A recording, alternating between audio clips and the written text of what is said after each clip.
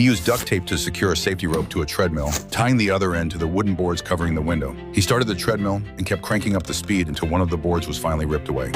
He pushed the machine to its maximum speed and tore down more boards, only to discover that the bedroom's floor-to-ceiling window was gone. He grabbed a golf club and smashed at the locked door with everything he had, but no matter how hard he tried, he couldn't push it open. He fished the hairdryer he had thrown in the trash back out and found a wire coat hanger, pulling the wire from it. He used the dryer to heat the wire and pressed it into the wooden door. A crack was quickly seared through the wood. Using this makeshift thermal cutter, he successfully carved a hole in the door. He crawled through the opening and looked up, only to realize he was inside a pitch-black underground cavern. He followed the cavern walls until he spotted a ventilation duct leading to the outside. Returning to the room, he tore off the central air conditioning vent cover and climbed into the duct. He crawled to the exit of the vent and pounded on it, screaming for help. But he was in a no-man's land in the mountains. He was trapped inside a hollowed-out peak.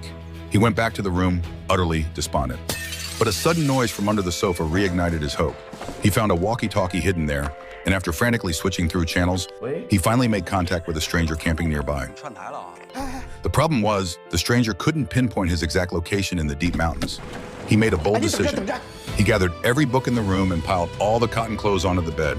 He turned the hairdryer on, wrapped it in fabric, and buried it deep inside the pile of books. Before long, the books overheated and started to smoke. The smoke began to pour out through the ventilation duct. The stranger drove around, searching for the source. He kept tearing the books into pieces to fuel the fire. Suddenly, the stranger looked up and saw a massive plume of smoke rising from the mountain. He crawled back toward the vent exit. The stranger successfully located him, hooked a tow cable from his vehicle to the vent cover, and floored it in reverse. He was finally saved.